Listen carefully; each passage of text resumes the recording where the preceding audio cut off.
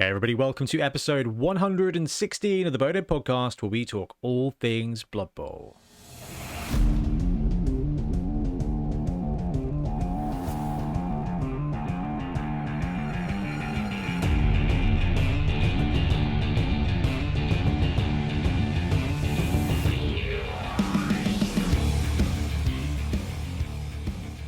And jingle.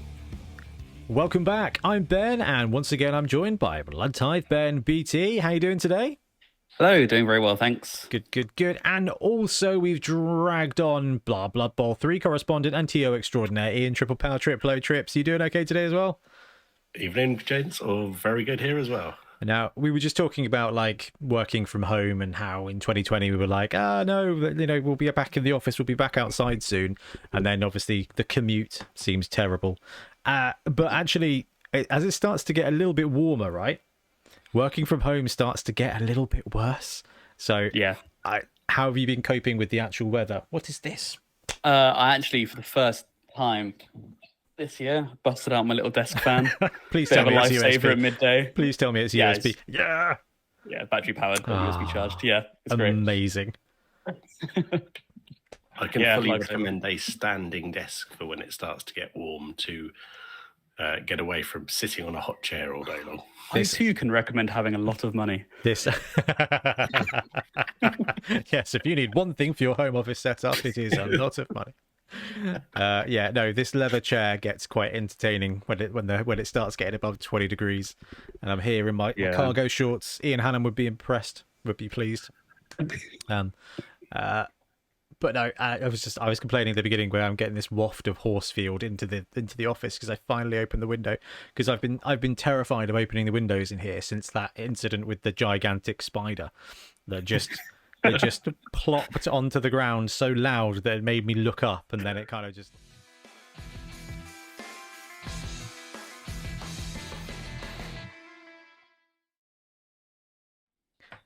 Okay, so first thing to talk about is Blood Bowl news. I think last time we did the podcast, I completely missed and forgot. I was so excited about the draft. That was it. I was so excited about the draft. You guys were like, Ben, don't forget to talk about news, and I painted things. I'm like, oh yeah, that. I don't know if you guys have had a chance to look at any of the comments in the video from the last podcast, but there's some absolute brilliant ones where people are just like, round 7? Are you kidding me about this player? And I'm like, yeah. I didn't have a look at. Okay, this is actually good. There's a couple of really good ones where I'm like, oh yeah, I know. So when we do the 7s one coming up, I think that's going to be really good. Now we know what we're doing, and now we're going to play out the games afterwards at some point. I think it's going to be even more spicy, and I will not be taking the Nobility Blitzer in the, I don't know, what was it, 3rd round, 4th round, or some garbage. Wild choice. Yeah, it's an optimistic pick. But anyway, we've actually got a little bit of Blood Bowl news. A little bit of Blood Bowl news. It's not a team. It's not an almanac. We've had a couple of Forge World models spoiled. And the first is Grashnak Blackhoof.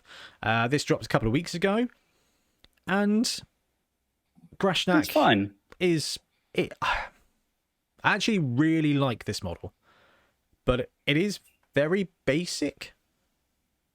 Yeah, he screams Chaos Minotaur, not Grashnak to me. Yeah. Do you know what I mean? Like, this is a great generic Minotaur model. Do you know, I think they did the same thing with the Rat Ogre, right? When the Rat Ogre leaked, or they sent out the Rat Ogre instead of the Yeti or something. Do you remember that? Yes, I do. That was wicked. Everyone was like, oh, is this a star player? Is this a star player? And you looked at the model and you're like, I think this is just a generic player. And yeah, Grashnak has definitely got that vibe, but I really like this model. It's interesting. Like the flesh. I really don't like that. The flesh hound head on the shoulder pad. I really don't. It looks so weird. So out of place. I'm definitely getting this model. I think I will paint it gold, as if it's like actually part of the armor, like he's like a like Judge Dredd style. I think that would actually look better. But I actually really like this model. I'm a bit nervous about the price of it. You know, Forge World big guys. I think they're maybe £30. The rest? I don't know. I don't think I think only can't remember. Treebeard was 40 quid. Yeah, I think you're right. I think the rest of them are only in the 30s. But I mean, it's a cool model. It's a great one to see, and we've not had him for. It's been a while, right? Grashnak came out in the Corn Spike. Yeah, he's the longest weighted star, I think. After with Bryce being, I think that completes all of the Spike stars, all of the main core rulebook stars. It's just one Nurgle boy waiting at the moment, I think. Now, the head. I do think painting that gold just kind of as if it's just like a big old chunky shoulder pad would be cool. But I like it. It's a cool model. I'm just happy with it, to be honest with you. But this one here, we had a good talk about at the weekend with a few people. We've got Ripper. The Games Workshop Ripper has been released. No, that's not true. Has been previewed. Again, saw a comment this week. They were like, "Are you going to order these and do an unboxing?" And I was like, "Oh, have I missed Grashnak going up on sale?" And no, I haven't, so it's fine. So I was like, "Oh yeah, I picked that up." No, okay, we've got the Ripper model, and there is a lot of stuff. Yeah, you okay there, Trips? Yeah, earthquake. The mic decided to drop. All right, with the mic drop, what do you think about the Ripper model? I like the Ripper model. I think the Ripper star is one everyone's been waiting for in detail. Yeah, and in a way, it's a simple troll model, which is what Ripper should be. Shouldn't be massively complicated. Shouldn't be over embellished. Should just look like a different troll. Needs more book. so the great thing about the Ripper model is that everyone thinks it's already been released because Brute Fun got to it. It's like so quickly. And yes, the Ripper model with a book is just, I mean, the fact he's got a book is just superior. But I cannot move away from the fact that they've done such a good job getting the cartoony character of his face from the art. And I think in both of these models, they are probably some of the best examples where they've taken. Well, this Ripper he just looks like the Games Workshop art. Like, so that much. Is fair. Yeah. I think the paint job on this model has really done it benefit because it's really well done. The blending and the tones, it just really brings that face to life. I think it will look slightly different when it's the Forge World Grey version of it, and it'll be a challenging paint to get it to that level. Ben could pull this off nicely. Yeah. I don't think my contrast method will do the best for this. Trips, I assumed you would like this because of the hazard stripes. I was like, they've gone with the Necromunda paint scheme. Oh yeah. But I mean, yeah, I think it's brilliant. Here's the artwork. You can see it. Yeah. He's got the big old Disney nose. He's got the little goggles. I think it's just awesome. Like, really, really, really cool. And I have no doubt that we will see tons of Ripper and tons of this model kicking around. And he looks a little dumpy in this picture, but sometimes that could just be the photography. He looks a little bit shorter, but I mean, I hope he's of a decent size because we've been waiting for Ripper for ages, and it is a really cool model. And I know that there's already great alternatives out there, but I have to say, Games Workshop have done a really good job with this. They've done a really good job, I think, of all of the most recent Star players. I don't think we've had one that's looked rubbish or anything. I think puggy shoulder pads maybe a little bit too over the top, but it's a cool model. So actually, they're doing a very good job with their models, which is good because they're a company that sells models. Okay, talking about it will be interesting as you saying, Ben. It will be interesting to see the price on them. Deep Root is at 50 on Forge World at the moment, and Scylla's 45.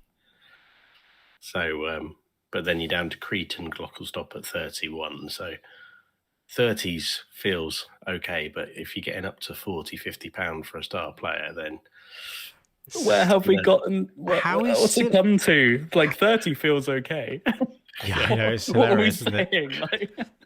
it? Scylla at 40 is incredible. Actually, that's very high. That's just a strength 5 big guy model. That's interesting. That one's a bit peculiar.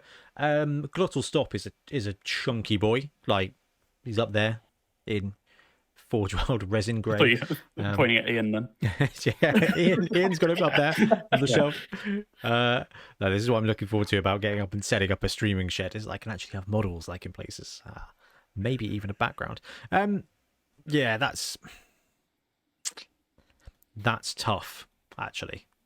Yeah, 30 quid is fine if you've got a model that you love and it's going to be a paint project that's really good. I mean, Ben, I don't know if you've started going this way or not yet, but I feel like of the three of us, you're the most likely to have a 75mm model. I haven't, but I have I started arranging a plate. I haven't actually printed it yet, which will include a large scale model on. It's something I do want to try, that I'm going to try out. Yeah. And when it comes to that, if having a model like this that you want to just properly paint, properly like enjoy, especially because star players do really give you that kind of thing. They're kind of like the focus point, right? They're your Gilliman of your army. Which is pretty cool. So that is it for Games Workshop news, but it is FAQ time. 25th of May last year, they dropped the FAQ. It is the 24th as we're recording today. I'm in Bracknell tomorrow, so I really hope they don't drop it tomorrow. Otherwise, I will have to leave early and race home to do some videos, because I don't think filming the FAQ review from the inside of a meeting room would be ideal. Although I could probably just take the mic with me. Not ideal, but what are we wish listing? Wish listing for the FAQ. You know what? I don't know. So I don't know if there's anything really I'm keen for. Did they fix throw teammate yet? I can't remember. Yeah, throw teammate's fine. Yeah. Yeah. I'd like to see something else with throw fixed, and that's bombers. Yeah. I'd like to see the bomber prices change a little bit. Maybe they'll do something with the mega stars. Did they do the Megastar adjustment in the FAQ, or was that its own thing? No, that was just part of the matched play guide. But in the FAQ, they had... That's right, they updated the FAQ document to have the megastars in before the match play guide arrived, which I have now lost. That's fine. I tell you what, I've been thinking about this recently. I really like the build rules for the match play guide. It just... I don't know. I really like them. I've been looking at a lot of World Cup builds and everything like that, and it's kind of like you look at the match play guides, and I think they've got it right. Like as controversial take there. No, I mean, we kind of went full circle on this with the case of like, this is rubbish. Why are they doing this? To a case of okay, and actually, I'm quite excited to start seeing some match play format tournaments happen. The 11s one, Ben, in Nottingham, is that going to be match play guide? I would imagine so. Yeah, I haven't checked. Probably should. But probably should. Yeah, I don't know. I like the format of it. I think they. I mean, I think we said, didn't we, when we looked through it, like it ends up being very similar to how we do ours when it comes to skills and values. So I don't know, probably just a little bit biased when it comes to that. And yeah, no, Trips, I think you bang on the money. I think Bomber is well, not necessarily Bomber, but potentially all bombers. Now, Dorset Dungeon Bowl, there were a few bombers kicking around. Obviously, there was no stars allowed in Dungeon Bowl. So of the 40 teams that were there, no one took Bomber Dribble Snot. So actually, it felt really nice. And it felt like the teams that had a bomber, like there was a fungus flinger holding a corridor and stuff like that. It was just like, okay, that's cool. Like that, you've built that. It's not just like, and this team's got Cindy and this team's got Bomber. Yeah, there weren't 20 games going on, and you're like, 19 of them have got a bomber on the table. Beachhead. Yeah, so I think the biggest clamoring out there has to be something to do with bombers. Whether it's a price increase or a rules change, I don't know, but I would welcome either and or both, I think. I wouldn't care even if they like Roffle stomped them out of existence for a bit. And I don't think that's what they'll do, but yeah, that'll be a good change. Tiers wise, I don't think we need any tier changes. I think tiers are fine. Orcs being in tier 2 is a sneaky little win, I think, for Orcs, but I mean, they're not egregious Orcs, so that extra skill you're getting it's not seeing an overpowered build because of it. So no, yeah. So that's all right. And then the only thing I think missing would be wildly inaccurate, but that's not an FAQ, I don't think. I think that's just an odd rule. It's a full change required. Yeah. I'd like to see it changed. Just rip out that page in the book and distribute it with a new one. I think we just might have to start house ruling it. Yeah, maybe.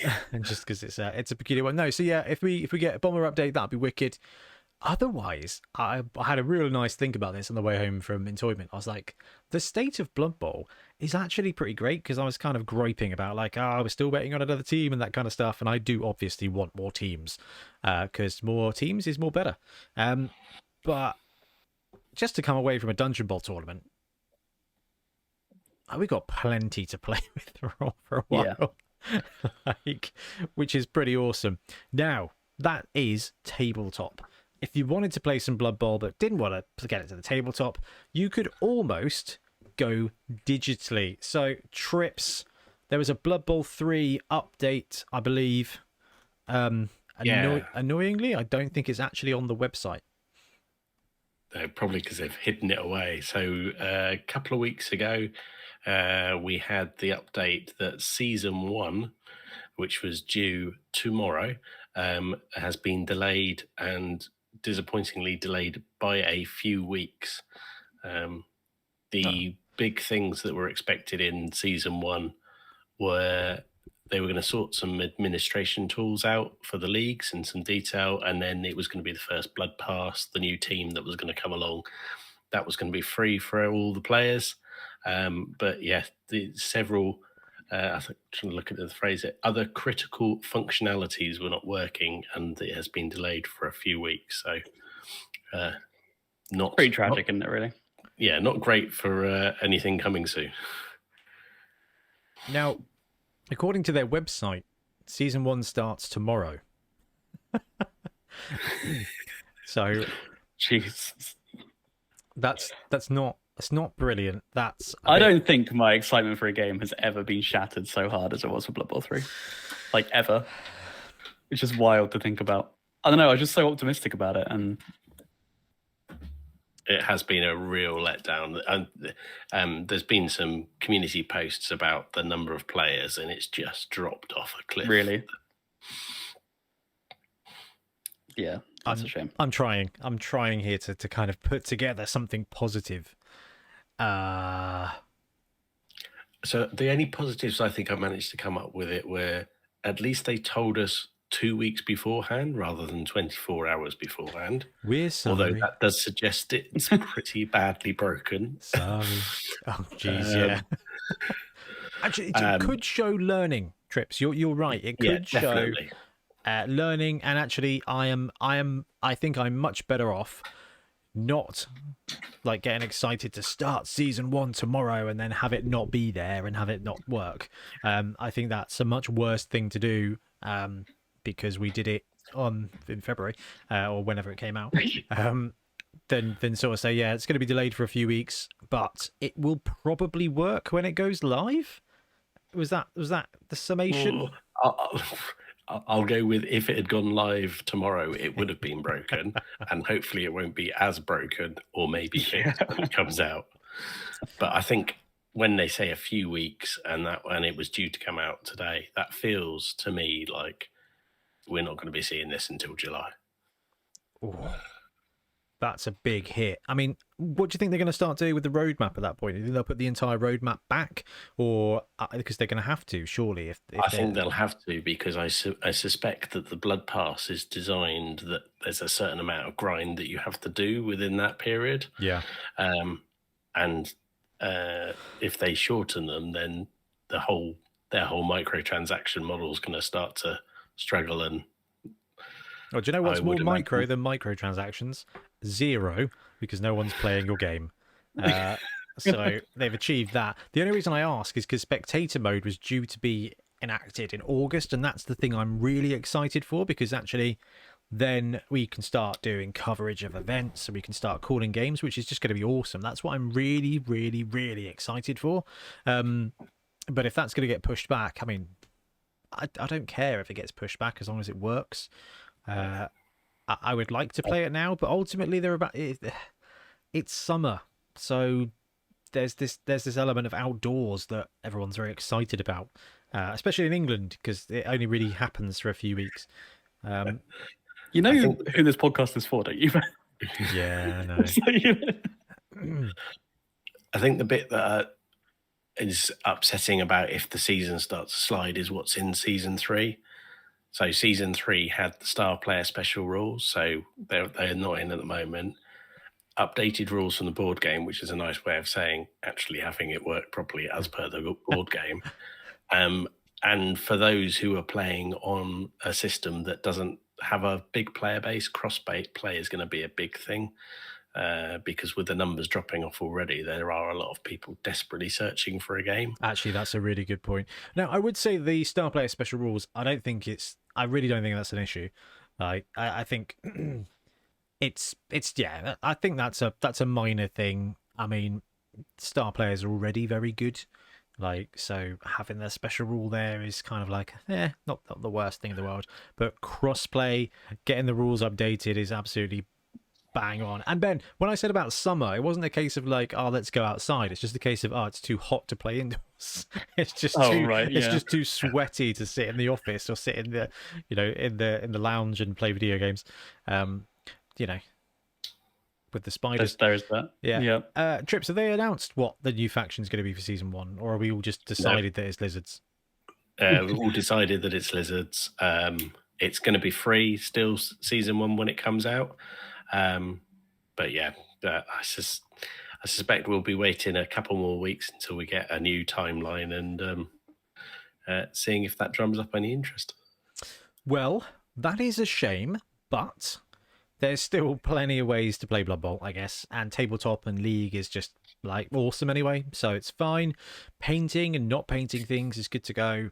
Blood Bowl 3 is just going to add an extra element, and that I'm still looking forward to, even if it's going to be with less than half the teams and the rules don't quite work right. I really do admire your optimism, Ben. It's unyielding. I started so strong. Yeah, I did a list of pros and cons, and it was I want them to be even, and it was this is really difficult. I've either got to put aside all my negativity or scrape the barrel for positive pros. It's called Blood Bowl, which is a cool name. Yeah. They communicated clearly that it was broken. Communicate, nice. Well, yeah, that's where you communicate with the community, or just get absolutely shivved in the Discord, which is what happened, isn't it? Bless them, those poor community mods. Oh yeah, that's a brutal job. Actually, I sometimes think about the Warcom people. Back before they closed all the different pages, they'd post on Facebook. They'd be like, "Here's this on Facebook," and everyone would just ask them questions and throw abuse at them in the comments. Oh, I don't know. They've gotten sassy lately.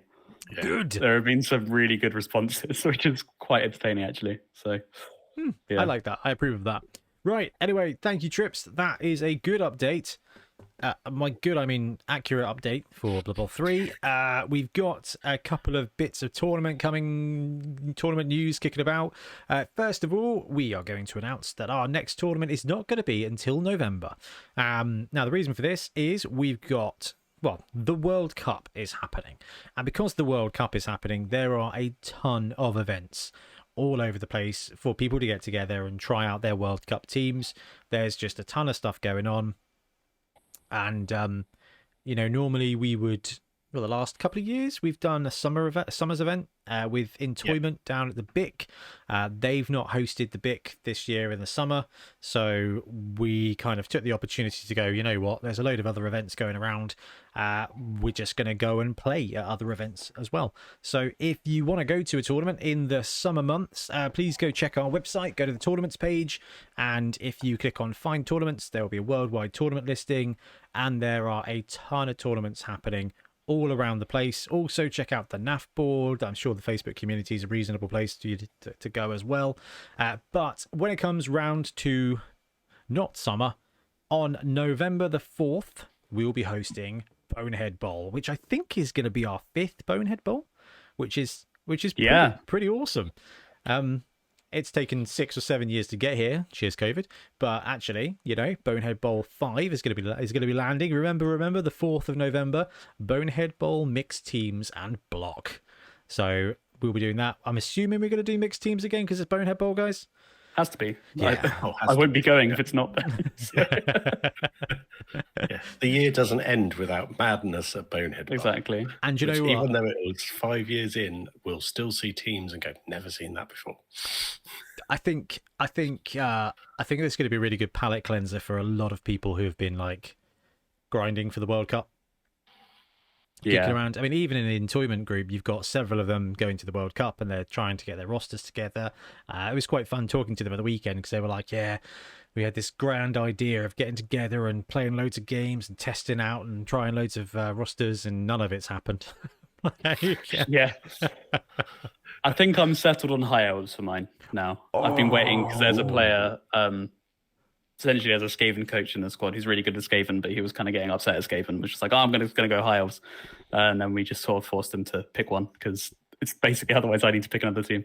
So, yeah. But no, he's going Skaven, going high elves. We've got a good mix. I think we've got Tomb Kings, Undead, Skaven, high elves, Underworld, and Chaos Orc, I think. That is a solid mix. Yeah. Good theme across the squads there as well. Yeah, exactly. Yeah. I think Renegades and OWA have got some sneaky good rosters for the World Cup. Yeah. I really do. Nobility as well. That's a consideration. So yeah. You love nobility though. Yeah. Well. Always like to sneak it in. There's a couple of tournaments kicking up around here that it's worth shouting out about. Gravy Bowl is coming up, which is a doubles tournament run by Joe Solo. That's happening literally in a few weeks, 17th of June. It is a doubles event. There's cheap giants, and it's run by Joe Solo, which should definitely be worth mentioning.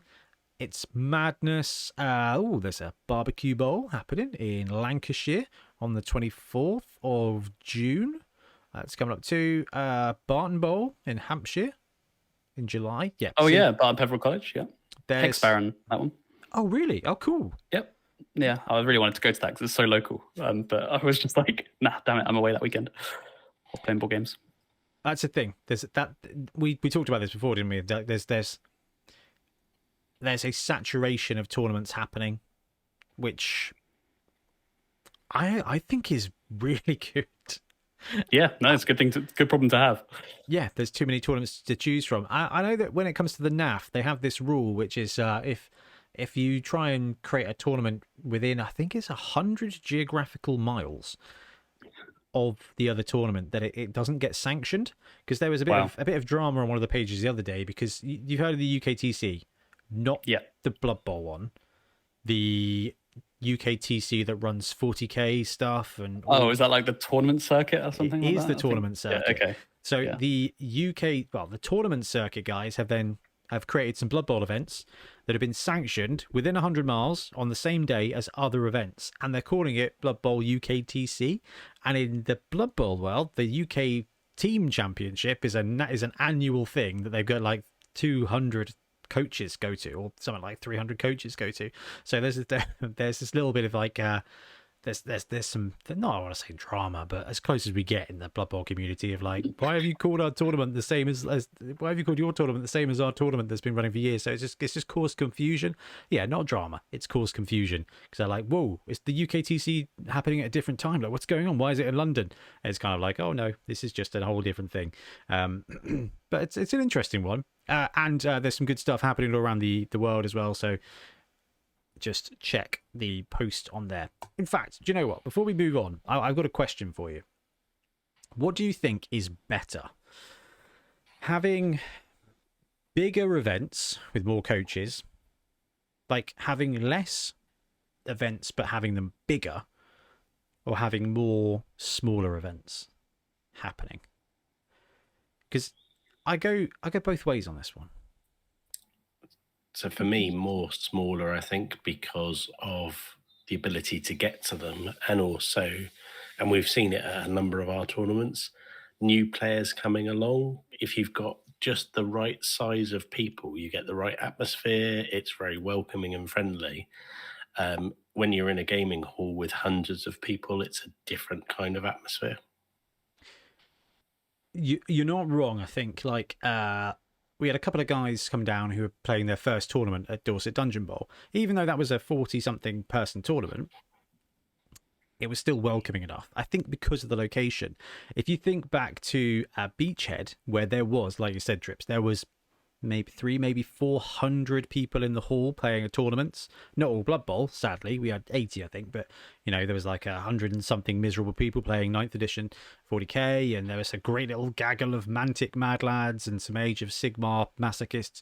Like there was a good mix of players, but it was a real had a different vibe. I'll give you that. What do you think, Ben? I think it's a real mix for me. Like, I'm really struggling to pick. I think if I had to pick one, I'd lean towards the more smaller ones.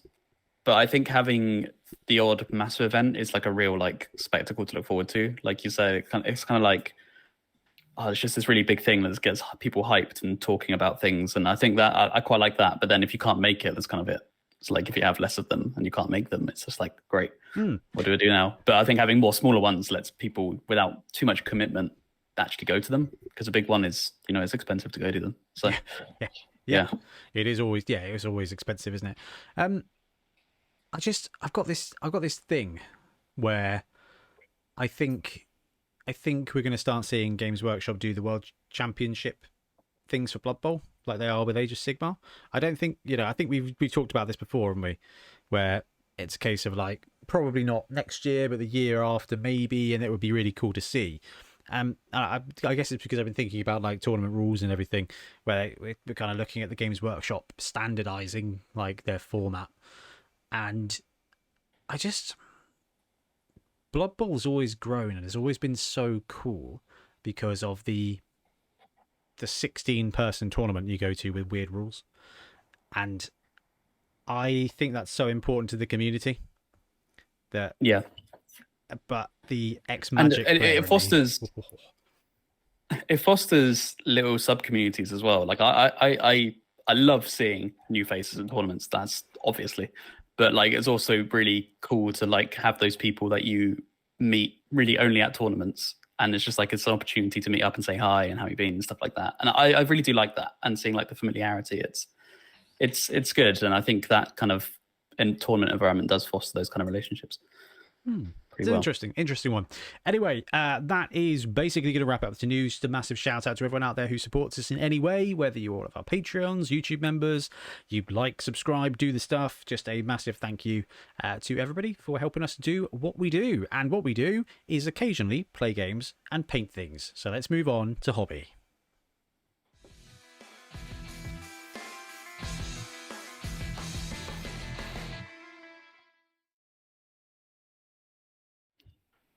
Has anyone painted things or played games? I guess would be a good place to start.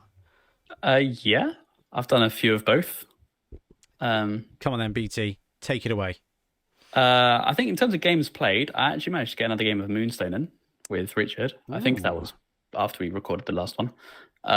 Yeah, really good. That game is so good. I really need to paint my stuff and play it more, because that every time I play that, I'm just thinking, this is a really, really, really good game. It's just so nonsense and fun. It's just a proper fun time, and yeah, Richard's always fun to play against. So yeah, it was I really enjoyed that. Painted a lot. I've been working on my Conquest army. I think I might have started that when we last recorded. But... yeah, I think you'd painted one dude. Now you've painted the whole unit. Is that right? Yeah, I've done a unit. I think they call them regiments in there. Well, I've done the first rank of the regiment. So I'm just doing the second one now. Yeah, I mean, that's going fun. More fun than I thought. The models are a bit janky, but I've kind of got a scheme that works for it. Is that because of the size or what? It's because of the age. Well, not age, because I can't really say they're only like 5 years old. But what, Conquest? Yeah, that's way older than I thought. Excuse me. I think these sprues have 2019 on them, but where they were manufactured, I think these were manufactured in like the US, and it was when they were just starting up, and I think it was really cheap plastic molding. And so some of the really early stuff is like quite soft on the detail, and the posing is a little bit awkward. But then I did also pick up some newer stuff. And my word, the new kits are incredible. They're like, I think they changed their manufacturing to Poland. I don't know which company makes them, if it's not their own. And yeah, the sprues are insane, like proper GW level, if not better. It's crazy. Full on plastic, really nice. I'm really enjoying painting that. I'm really enjoying looking at games for it. I'm getting a game in July. Two of my friends were going up to a bungalow in the middle of the countryside in Gloucestershire and staying there for 4 days and playing war games pretty much 24/7 or 24/4. That is a dream. Yeah, it's going to be good fun. We did it a couple of years ago for board games. I think this one was focused on Conquest. Do a little campaign thing going on. So yeah, I'm well excited for that. I'm trying to get these guys painted for them. That's just reliving a childhood, really, isn't it? Yeah, it's really. I'm grateful to have the opportunity to do that. Yeah, so it's a good group of friends. I've also painted some stuff for Oathsworn. It's a board game that I'm playing with the same friends. We do every 2 weeks, essentially. We play Oathsworn, which is Oathsworn Into the Deepwood, I think is its full name. Campaign board game. It's got incredible plastic miniatures that are big.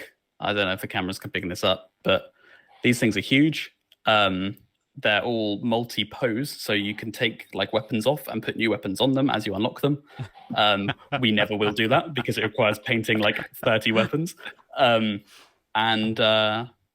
it's really awesome. It's like a little it's like separated into two parts. So you have like a story part, and then you'll have the combat part.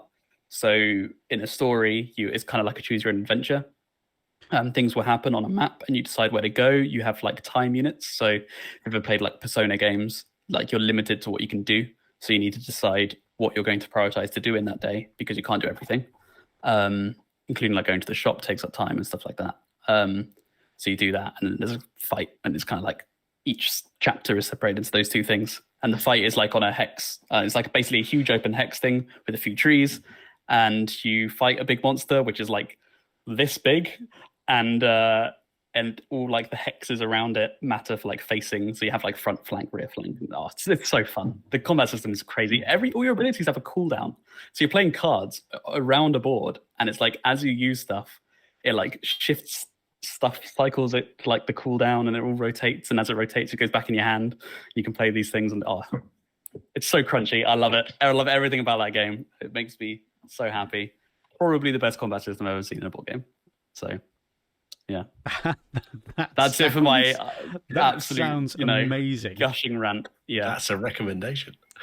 Yeah. I mean, I think it's like 700 grand, but my friend bought it. So, yeah, that'll be a Kickstarter game then, I imagine. It was, yeah. I don't think it ever went to retail. They'll probably re-release it, but the boxes, I think, both boxes are about Frosthaven size. So I had to avoid backing a Kickstarter yesterday when I realised that they're redoing Warzone, which was a Mutant Chronicles like miniatures game. Because that came out, that and Chronopia came out like late 90s, early 2000s, and in Southampton you had East Street, and East Street's got Games Workshop, and across the road was a little model shop that did all trains and stuff like that called BT's, and BT's sold Warzone, and I got the Warzone book, like the rule book, for Christmas.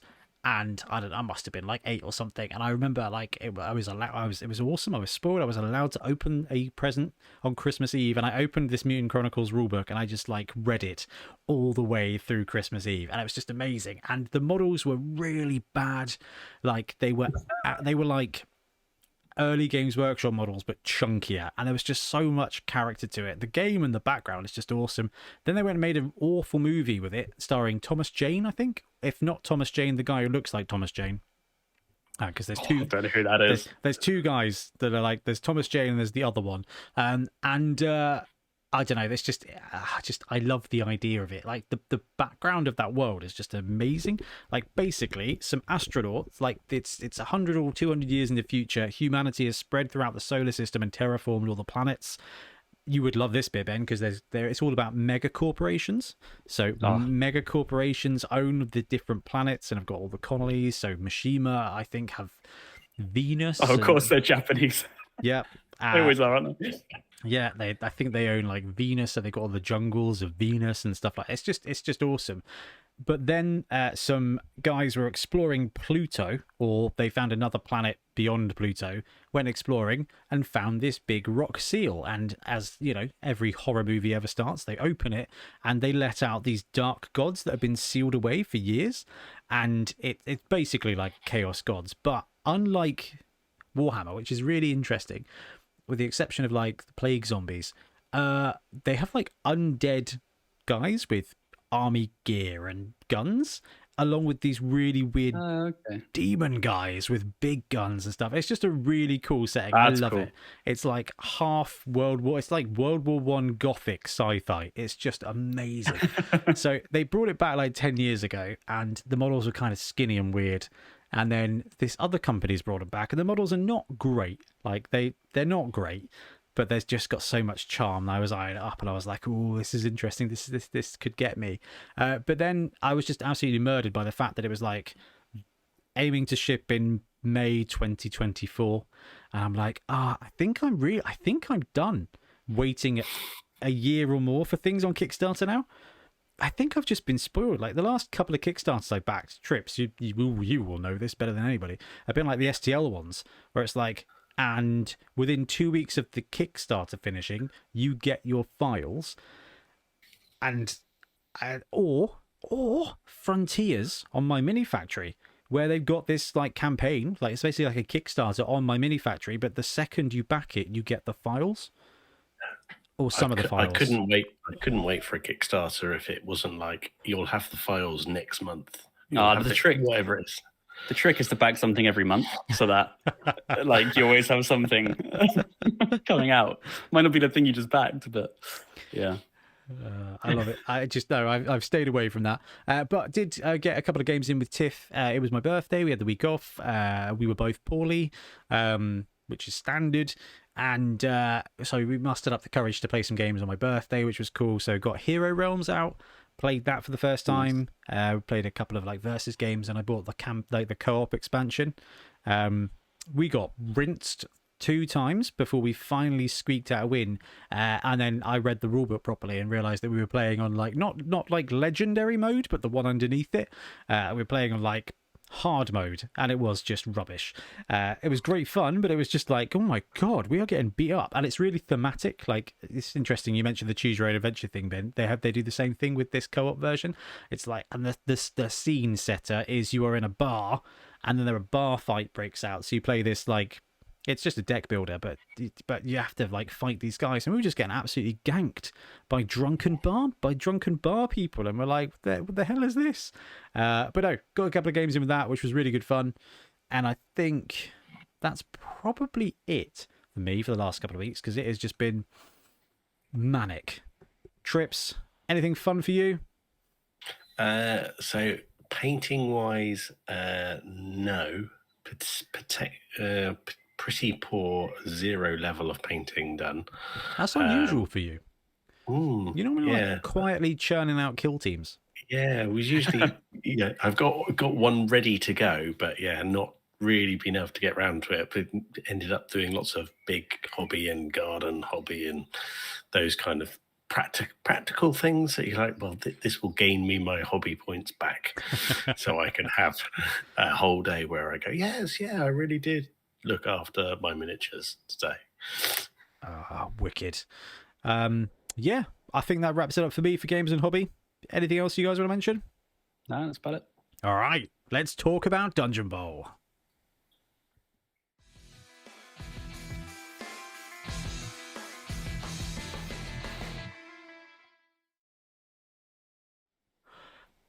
Okay, so I think last year we ran a bunch of cool events, and it was awesome. But I think the tournament I chose last year as being my favourite was probably Dungeon Bowl. because it was something we hadn't done before. We had the dungeon mats, loads of people came, and we had a load of fun. So we thought, I know, let's do it again. So we did it again. And this weekend, we just wrapped up Dorset Dungeon Bowl 2, and we had even more players than last year, and we had another dungeon compared to last year, and... all right, there was a big thing. We were missing Milton, who's still travelling around, and he looks proper holiday. Like, he's got a glow about him that makes me worry he's going to be like, yeah, on my travels. He looks like he's been through one of those de-aging Hollywood machines recently, and it's like, oh, he was smiling in a picture he sent us, smiling, which is crazy. Yes, yeah. There was no perma frown. It was just he just looked like a 17-year-old boy who hadn't, I don't know, he'd never played a game against dwarfs yet. That was the vibe of Milton's holiday. Anyway, we were missing a Milton, but we got to play Dungeon Bowl again. So all the results are now up. Ben's already done it. Did it on Score, I think, the next day. And we've got the results up on the website now as well. So if you head on over to our website, you can go to the Dorset Dungeon Bowl tab at the top there, and you will see all the information about Dorset Dungeon Bowl. I'm going to bring up the rules on the page. I don't know if we did a Dungeon Dorset Bowl. I don't think we did the preview episode we would normally do for this. No. So... Dorset Dungeon Bowl was a 3-round Dungeon Bowl tournament at Entoyment. And guys, how good was it just being at Entoyment that day? It was really good. Yeah, it was a really just chill day. It was I'm not saying like chill. all the tournaments. Yeah, I'm not saying like they're not. Like they usually are. I think we say that about a lot of the tournaments. But I know this one in particular just felt like really relaxed and like everyone just having a really good time. I feel really bad saying this because you had to do the score stuff, and I know it was a lot of work. But everyone except maybe me and Ian. Well, it felt like the easiest tournament that we had done. Like, yeah, on the day. I know that inputting the scores and double checking is always a lot of work, but I think you said like the chill version of it. Like from a TO point of view, I don't know if like. So, you know, if you control Alt Delete, you bring up the task manager and you got the little windows and the little boxes and you got the little graphs. Yeah. I don't know if any of our graphs really ticked up much. Oh, no. Yeah, that's true. No. Yeah. Which we've been in some situations. We've had some TO moments where it's been a bit ropey, where something's got a bit wrong. And, you know, the kind of the box gets a little bit colourful. But this was just awesome. This was just like, I don't know. It was just like it felt really chill, like you said, Ben. And being in Entoyment is just always bliss. Like, yeah, just, you know, the little guys there, they're so amazing. They bring you tea, you scan the QR code. They mostly bring you your burgers. Sorry about the cheeseburger trips. That was, I think, my fault. Anyways, that's fine. Anyway, we had a 3-round Dorset Dungeon Bowl event with 3 different maps for Dungeon Bowl, and the plan was that round 1 would be map 1, round 2 would be map 2, and surprise round 3 would be map 3. So last time we did 2 maps, this time we did 3 maps, and it just varies up. We build the maps so that they are what's the word when one side looks like the other side? Mirrored? Yes, mirrored. Symmetrical. That's it. Yeah. Cool. All of the above. Yeah. Because when it comes to Dungeon Bowl, there is always that, like, there's a couple of things to watch out for, and the biggest thing is, like, when you're building your map, is just having one access way to a dungeon means someone can just stack 4 guys in there, and you're just going to be rolling 1 or 2 die blocks for an hour to break through. We make sure that all of our maps have multiple different routes into an end zone, which means that actually you get like a pretty cool game, and both players have got the same side. You've got the teleporters all fixed. You've got the tokens for chests all fixed as well. So you get like I think it's a really good way to play Dungeon Bowl. So registration was at 10. We pushed it back a little bit this time, and we shortened the rounds out as well. Because the way we score this is that actually you get Dungeon Bowl. It's the first to a touchdown wins the game. So to try and add a little bit more variation for tournaments, we came up with the idea of a fast win. So if a game ends within an hour, the players get bonus points, and it encourages players to not stall out forever and stuff like that. But we found that last time, I mean, do you remember last year, guys, how many draws we had? I think we had a few. We had a couple.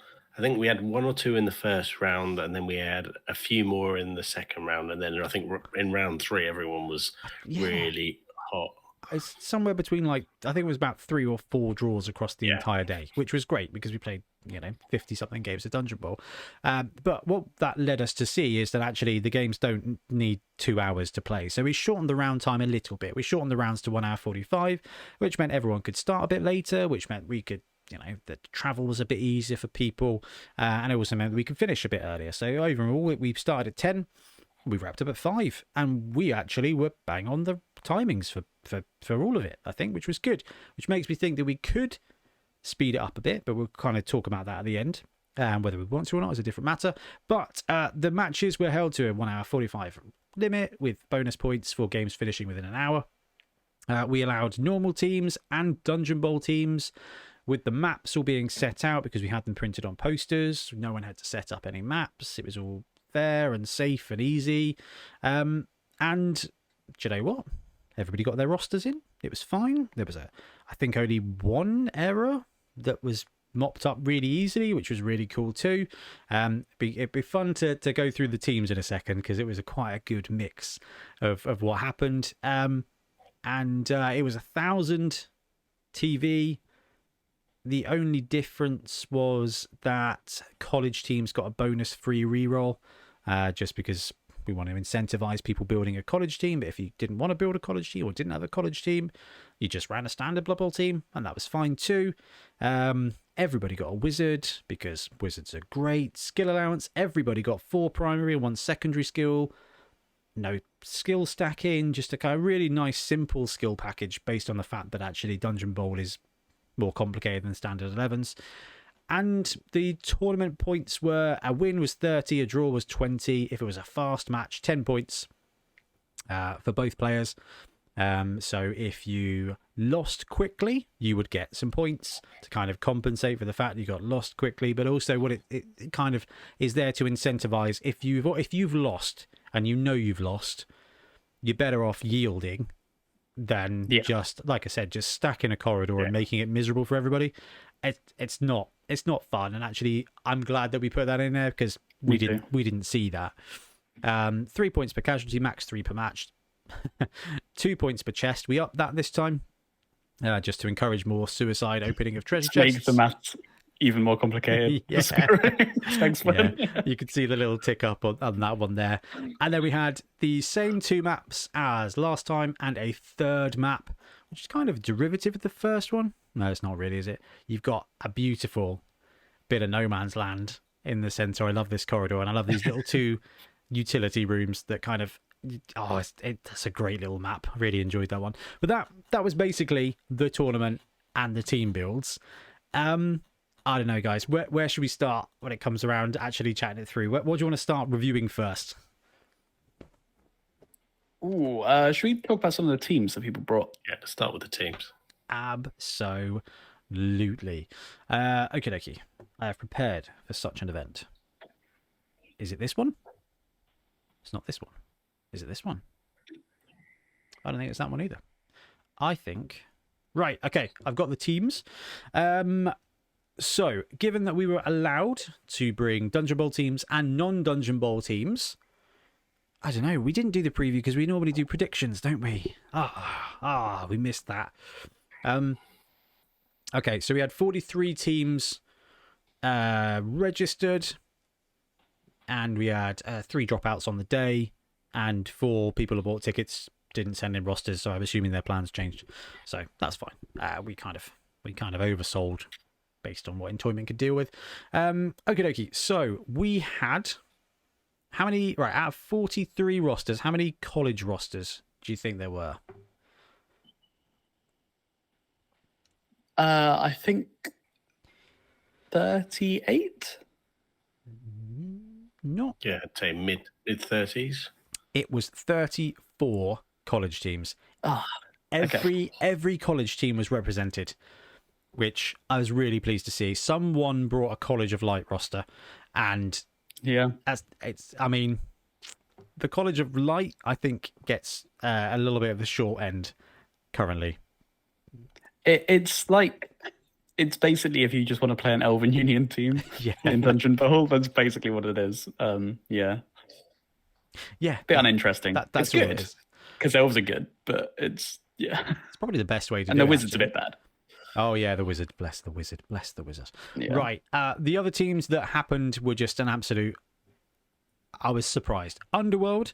I was not surprised by this. That was Andrew, and he had a solid plan, which was an Underworld team. So you had me at Underworld with a 2-headed Gutter Runner, which I love the idea of, but running the Beast Wizards, because normal teams could choose which college wizard they could go with.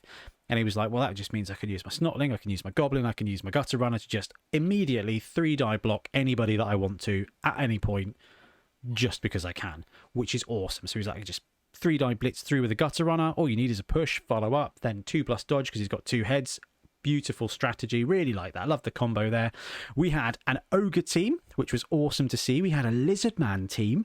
I liked the Lizard Man team's plan because it was kind of a case of like, I like the Heavens, but I want the Croxagore. So running lizards kind of gives you that angle, which I thought was really clever. And that's, I have a theory about this at the end. One Nobility team, which was wicked to see because quite frankly, stand firm and fend in a corridor. Yes, not bad. No, not bad at all. Did he have an Ogre? I can't remember if he had the Ogre or not. I think if you're taking 4 bodyguards, you probably can't afford the Ogre.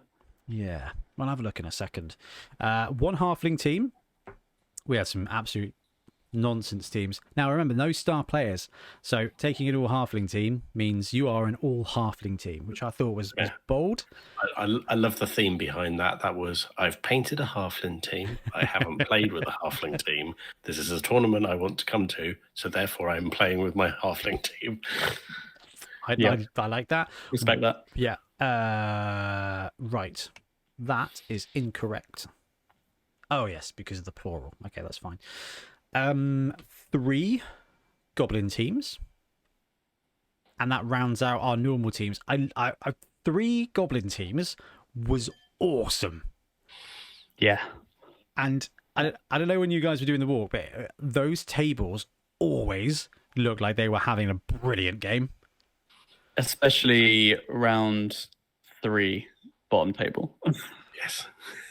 Oh, what happened there? I missed that.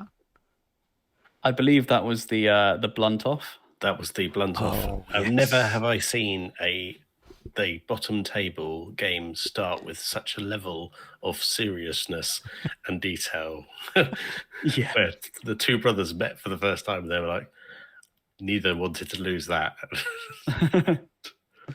Yeah, of course. It was a good match. Greenskin Phil running goblins is not an unusual thing. But I mean, I just love the idea of the goblin roster in the dungeon. Having the fanatic, obviously risky, bouncing them off the walls, but having them there is just pure. I mean, strength 7 ball and chain is a real deterrent. Yeah, it's not easy to get assists to block that either. Because sometimes you can kind of like assist your way up to like getting a 1 die on him and taking it with a block piece and in then 11s down. Definitely, like exactly a ball and chain on a Todd is just a KO waiting to happen. But yeah, in Dungeon Bowl, 1 goblin to support the ball and chain, and the ball and chain is just a bigger tree man. That I loved that. I thought that was clever. That was good techers, and also the chainsaw in Dungeon Bowl is just excellent too. Because just that cheeky blitz is just so effective, and with no stars, it was the only way to really get it. So I love this. We saw some goblins last year, and I'm not surprised that we saw some this time around. Then it brings us to the college teams. So we have the College of Light with 1. I'm not even gonna get you to guess what. Actually, what do you think the second most popular college was? Fire.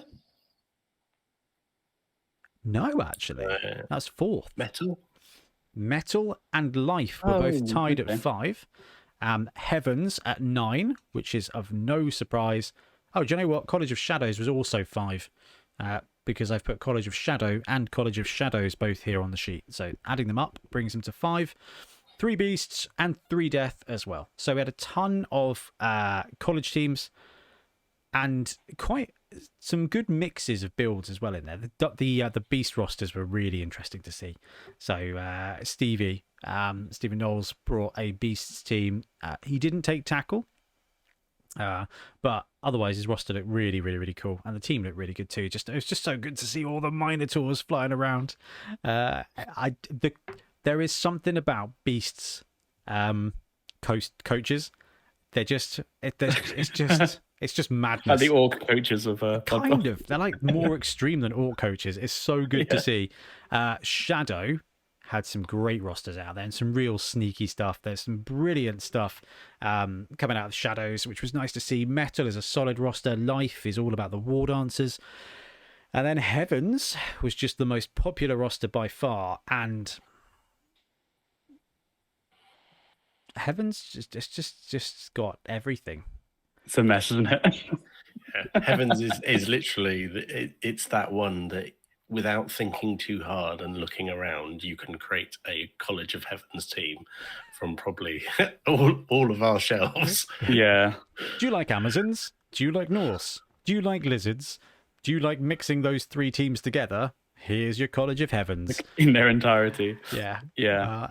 Absolutely filthy. You've got a couple of skinks, you've got cheap access to block pieces, you've got cheap access to dodge pieces, and you've got, I would argue, two of the best strength 4 players in the game. The Ulf and the Amazon Blocker, I think, are up there with the 4-legged wonder from Chaos Dwarves. I think they're just amazing, and they do such a good job. The Life team... And in Dungeon Bowl, because they've got that bit of movement, which is inevitably helpful for the I'm down the wrong corridor. What am I saying? Heavens don't have access to the Ulf, do they? They've got access to the Sauruses. Yeah. The Ulf is in Beasts, because we saw a lot of those as well. But yes, we had a great mix of teams. Was there anything there that you were surprised to not see, or surprised to see so much of? No, I'm surprised that Life wasn't more popular. I feel like last year there were quite a lot of Life teams. I think last year Life was the college. Like, that was the thing, right? Because you have War Dancers and Fungus Flingers. And just whatever the heck else you want. Like, would you like a bit of a halfling team? Would you like a couple of tree men, or maybe a rot spawn? Like, you know, what can I do you for? Basically anything you wanted you could just get from the College of Life, and then you've got 2 War Dancers. So I mean, Life is a solid roster anyway, isn't it? So it was very cool to see that. So not surprised with any of that. I think at this point, like, I want to talk a little bit about the day. I'm a bit rambly because I had such a good time. You came back after that really buzzed, didn't you? That saved me. I've been so miserable for such a long time, and I wrote that day off as a case of, like, I do not care about anything except coming along and having some fun, playing some Dungeon Bowl with people. And normally I'd be hyper stressed. So there was we got the trophies printed and prepped, which I really liked. I forgot to do the nameplates, which normally would have sent me into a spiral of self-loathing, but actually it wasn't the end of the world. And then we got some tokens ordered so everyone could use them as the teleporters, and they arrived today. Oh, they actually arrived. They arrived today, yes. Brilliant. So I ordered some, got the proofs, and were like, yes, please, I would like 600 of those, or maybe 300, I can't remember. But it was a case of, like, that'd be great. And they just took a few days too long to get here. But again, normally that would have sent me into a spiral of self-loathing, but I was just like, oh no, it'll be fine. Like, we'll ship them out when they arrive. So if you came to Dorset Dungeon Bowl, you're going to get some tokens in the post. I'll send you an email, make sure I've got your current address. I think it's probably the best way to do that. But yeah, next couple of weeks you'll get some Dungeon Bowl tokens, which will be quite cool. But again, I was just like, no, I'm just going to go there and talk to people and just observe some Dungeon Bowl. And, you know, we each just kind of decided that if there was an odd man situation, that we would each play one game. So I was kind of excited to do that. But as it stood, we had 41 coaches turn up, and one had to go home because their kid wasn't very well. So hopefully their kid's all right. And it just meant we could spend the whole day talking to people about Dungeon Bowl. Oh, yeah. See, got these little tokens with the portal numbers on the back. Oh, perfect. So you can just put it out there. Because one thing... Complete the Bonehead set. Kind of, yeah. One thing I did find when we were playing is that if you're using the mats, it can be easy to not pay attention to where a portal is, because that happened to me when I was playing against Ian while filming the last. All right, knife, calm down. The nice filming session, but yeah, no, it was wicked. So we got there, we got to Entoyment. I got to Entoyment about 8:20. Trips was sitting outside already. He beat me there because it was a long journey, and we started bringing up all the stuff and setting up the tables, and then we had a few people. I think Drew was already there as well. Again, monstrously long journey. This is something I think every tournament we run, everyone is so on time. It's baffling. Like, it's 10:15, everyone's registered and in, ready to go. Or not even that. Like, I think it's by 10 o'clock, we're waiting on like 5 people. Yeah. And it's like, it's incredible. So thank you to everyone, because it makes like the admin just so much less hassle. So much easier. And everyone coming in sort of those in a sensible time and dribbling on through means you get a chance to meet and greet people. Exactly. And there's not like a queue of 25 people trying to get up the stairs. Yeah. And that was exactly it. Although there was one point, I think it must have been about 10 to 10, where it felt like everybody turned up. And we were trying to like get their player numbers. But I mean, that's the advantage of having the TV with the registration screen up. Yeah, that's a good idea. Find yourself on the screen. Tell us your number. Shout it over to Trips. We've already got your roster. We've checked your roster. We've printed a couple off for you. What number are you? 25. Yeah, 25's here. Here's your roster, which is just kind of like a nice little way of doing it. While you can, like you said, Trips, just have those conversations with people. So it was really cool to be able to get stuff right. What have you brought? What's your plan? Going around and seeing all the teams. I'll put the video up in a second of all like the shots from the tournament once we're done talking through the rule set and stuff. And it was just, I don't know, it was just such a cool thing. I'm just gushing about it now. But yes, so we had everyone signed up pretty quickly, like Ben said. There were really no issues, which is fantastic when you got 40 plus coaches there. Entoyment is an outrageously good venue for tournamenting anyway. Like an absolutely outrageously good venue for it. So I don't know. I felt like that first part of the day went really, really, really well. We Trips put the mats out as I went to buy pens because I forgot to buy pens. I forgot to bring pens again. Last time I had like 60 in the boot from the last tournament pack, but I didn't this time. It was very sad. So I had to pop down to Tesco, grab some. Not a big issue. I didn't even realise you do that. Yeah. I didn't even see you. Oh wow. Okay, I was really had my head in the clouds trying to fix the score for the day. But yeah, I think I'd done it before you got there. It was about 8 o'clock or something. Oh, that makes sense. Okay, probably scooting in the cold at the time. Oh, of course, yeah. I rocked up kind of late, didn't I? Yeah. Let's put the video up in the background of the teams and the shots of the day. There we go. All the layers. Yeah, so it started out brilliantly. Everyone brought some really cool teams, and I really do feel like everybody was like, "Hey, this is my first tournament." Or one bloke, which I thought was amazing, was like, "Oh, I've only really played 11, 12 games of Dungeon Bowl," and I'm like, Dude, I guarantee that's way more than anybody else here. Everyone had a couple of practice games last year, played the 3 games on the day, and then maybe got a couple of practice games in since then. I was like, you're up there with the most experienced of anybody here. Absolutely, yeah. Dungeon I don't Ball's, think I've played any outside of the channel, to be honest. So. Dungeon Ball's the great equalizer, which I absolutely flipping love. So I've got the video up on the background now if you're watching this on YouTube. If you're not watching this on YouTube, just close your eyes unless you're driving. Don't do that. And just imagine scenes of dungeon carnage. Oh, there's some nice teams kicking around, actually. Big fan of the old Frosty Stormcast team that Nick brought.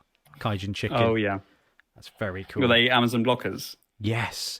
The Amazon at the College of Heavens team with converted Stormcast with like ice and frost and stuff. Okay, getting distracted with all the games. Oh, the couple of corridors of just absolute carnage. It's so wicked. Oh, so good. Yeah. It's one of those games you can quickly look at a game of Dungeon Bowl and see whether you're in the running around like mad idiot stage or the is it possible to get a 2-die block.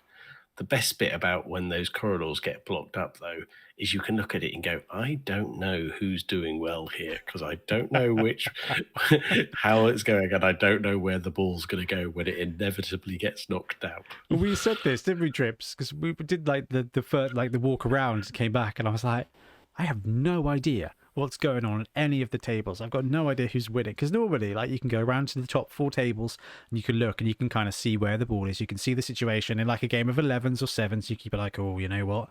They've got them on the ropes. They're pushing. And you just look at a game of Dungeon Bowl. First of all, you've got to find out if anybody has the ball.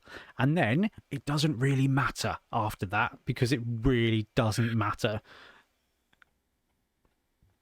Yeah, it's a really interesting way of looking at it. It is such a different game than normal Blood Bowl for that. And it's just that whole thing. I think this is why another reason I really love Dungeon Bowl. It is the most immersive of all the games, and I don't think I really appreciated that until there's the picture of Shame there with all the channel teams in the box. I think that was you, Ben, wasn't it? Trying to upset Milton from literally the other side of the world. But it worked as well. When you're playing Dungeon Bowl, you know exactly what's going on. You can see it. You can see your next move, and then if you just wander up and look at a pitch, no idea. Like, it's remarkable in that regard. We had some lovely teams on the day as well. Some really good teams. Anyway, like I've said, I'm getting distracted by the teams. Now, all these standings and everything are available on the website. All the teams, well, who ran what was available on the website as well. So round 1 kicked off, and I don't know, it was just so exciting. We had 20 tables of Dungeon Bowl kicking off. We had a few quick wins that kind of dribbled in. And this is the downside of Dungeon Bowl, is that sometimes if someone gets a perfect hand, essentially, of dice rolls, it can be a case of grab ball, couple of good dodges, and actually sneak in a win. So we did have a couple of games that ended within the first 10-15 minutes. That's the only downside of Dungeon Bowl. But I don't know. It was just... I think it's something which I think maybe next time we can try and work out something. I'm not sure, but like, it's usually okay because no one handles it poorly. Everyone kind of is, you're expecting that with Dungeon Bowl that can happen, and a lot of the time people just sort of have like a little rematch, like off the books, So yeah, we had some 7s going on. People were backing up again, which was quite good because it meant that some people have like 5 games on the day. Because they were like, actually, I got my first game in, learned a lot in the second game. I genuinely would love to roll with the three ball model. I just think it's a great way to play Dungeon Bowl. So 6 chests, 3 of them are balls, and actually you just keep playing on. Like, the person who scores a touchdown with the ball and that person goes to your dugout. You can bring them back on through a teleporter, but you just keep playing on. And we have the standard amount of like, right, we're going to call the round at an hour and a half. And actually, I think that's going to give a better play experience. But this is the difficult thing, because that just adds that does add complexity. I think it could be something we consider for the next one, though. Yeah, just to mix it up a bit. It might be worth trialing it for one of the rounds. Just mixing it up a bit. Well, I had quite a few people mention it. In fact, we had, it was great to see. We had all kinds of, the age and range of the players on the day was brilliant. So, but we had a couple of younger ones who were like, oh yeah, we tried the three ball method. It was really, really, really good. I'm like, amazing. Like, I love that you've tested this out, because I think it's just a great way to go. Oh, look at these teams. I'll get really distracted and really sidetracked. But anyway, right, let's bring it back on topic. We had a tournament. We had 3 rounds. Loads of people turned up. That was great. It started off no worries. We had the first round. Going into the second round, we had a good bunch of folks on the top tables, including Rick. We had a little break for lunch where you could go down and do some shopping. One thing is, a couple of people being jumped in at like 9:25, and they were like, I've already spent my pocket money today. It's the best thing about enjoyment is everyone's like, no, I've tried to walk through downstairs without getting distracted. I failed badly. Well, the best thing is they're like, oh, sorry, do you know where the toilet is? I'm like, yes, go down the stairs, walk past Battletech, and then turn right at Mantic. Which is just absolute bliss. We had our buddy Rick on the top table going into round 2, which was exciting. Rick, who came with us to Warhammer World and took first place, and I think we ended up on 2 feature matches for our last streamed event as well. So what would that have been? Bonehead Bowl last year. He's not bad at the game now, Rick. Rick knows what he's doing. He's bad at getting his roster in. He was the final person to get their roster in. But that's okay. The only difficult thing is like kind of going over the scores. It's harder to tell the story for Dungeon Bowl than it is 11s, right? Because you can look at the score and you can be like, oh yeah, they had a 2-1. It's like this. So I can tell you now that in the first round, we had some quick wins, no draws. In the second round, top table, Rick got fast 1. Drew was up there as well. He got a 53 pointer. So that's a fast win and some treasure chests and some casualties. And it's kind of hard to tell the story out from that. But we had a really interesting set. And I don't know, did you guys think we still had the kind of top table vibe going into round 3 that we would normally do at an 11s tournament? Yeah, there was definitely a lot of sort of competition, because especially with this scoring system is like a lot of people can take it. So in round 3, it was kind of, you had some quick wins coming in, and there was a lot of like, oh, is that going to be enough? And then having to like trying to work out what the other players would need to do to beat them, like how many chests they'd have to open and things like that. And I think that was quite tense. I even think in the top maybe 10, I think that might be pushing it a bit, but there were definitely some 2-win people overtaking 3-win people with the scoring system we had. I think one actually, maybe. Yeah, there was definitely round 3. There were a couple of games where some really big scores could move a player up from sort of table 5 or 6 right up to the top. Those having the chests worth an extra point, you wouldn't think it would make a big difference, but yeah, over the course of a day, you open 5 chests in 3 games. That's, as we rapidly worked out, 30 points. Like, I remember our hearts racing when James Priest comes in with a pretty much perfect game on round 3 and just went straight to the top. And we're just like, wow, okay.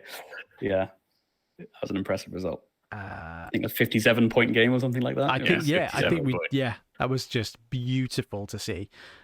Which is, 3 casualties and 4 chests or something, 5 chests. Yeah. It's just that's somebody playing to the points. Now, when it came to it, we had a repeat of a winner, didn't we, from our last event? So not to spoil it, because if you've been on social media, you already know.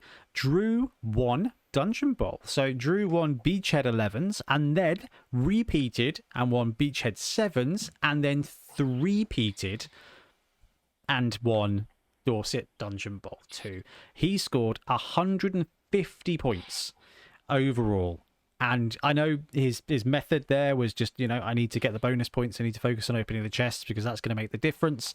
And I mean, it made the difference. Who knew, right?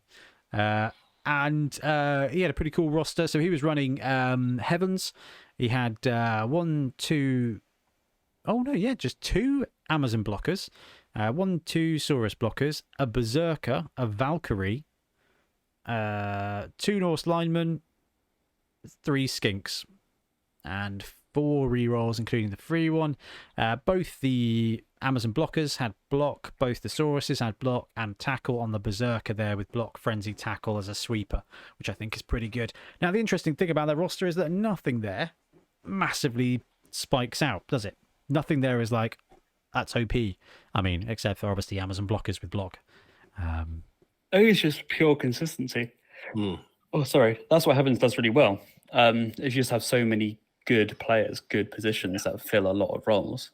You get the players on the board, you go, and he was clearly going after the chests, opening the chests, and then you use your player numbers to your advantage.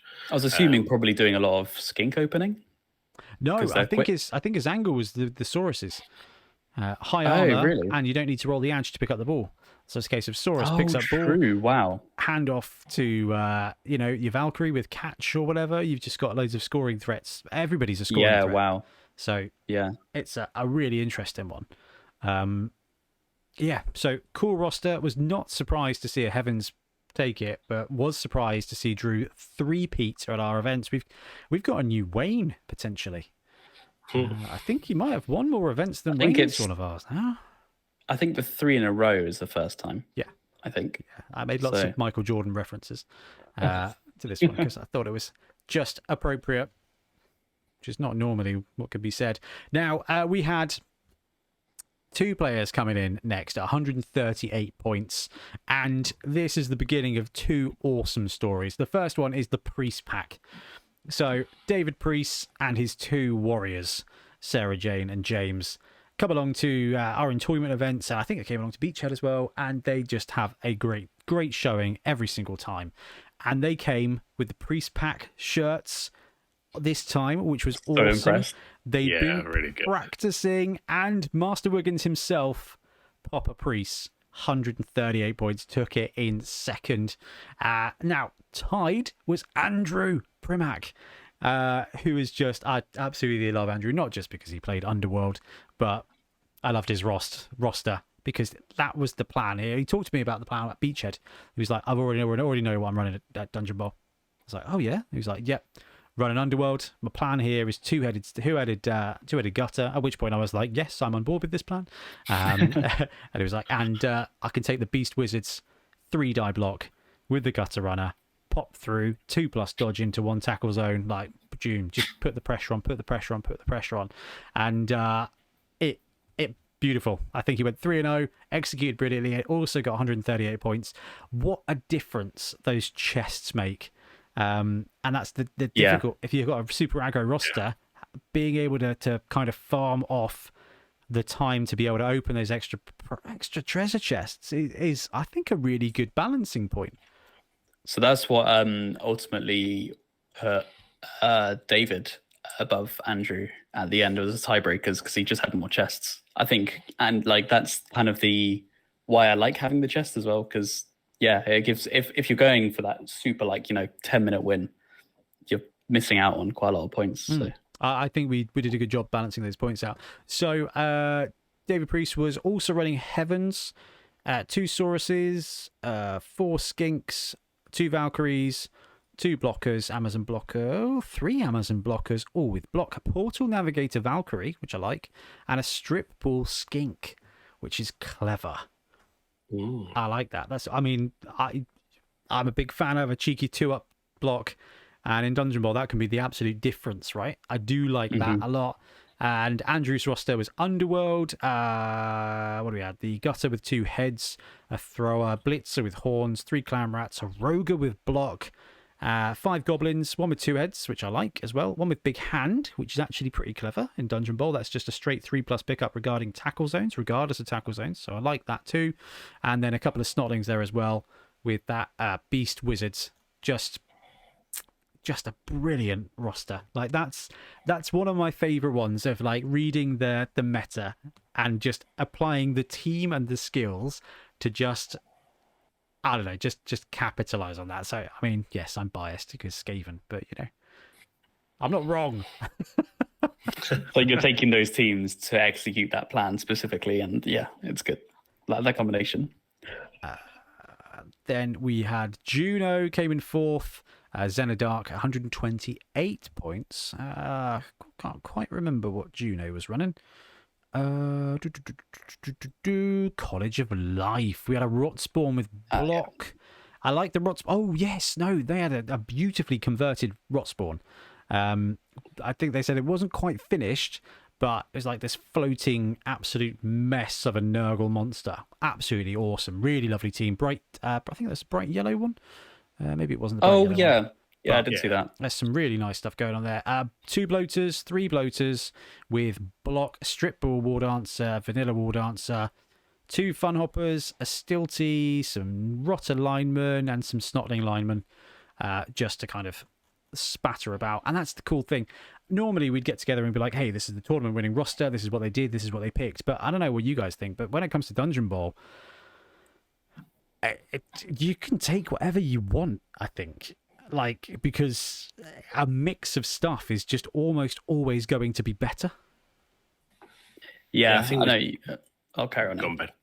I was going to say, I think we saw it on the day that there was everyone had a slightly different tilt on rosters, and I think other than one poor player who got quick wind against 3 times in the day, I think everyone found that they could do something with their roster, and if you find the right chest and you roll the right dice, then yeah, you can rack in a win.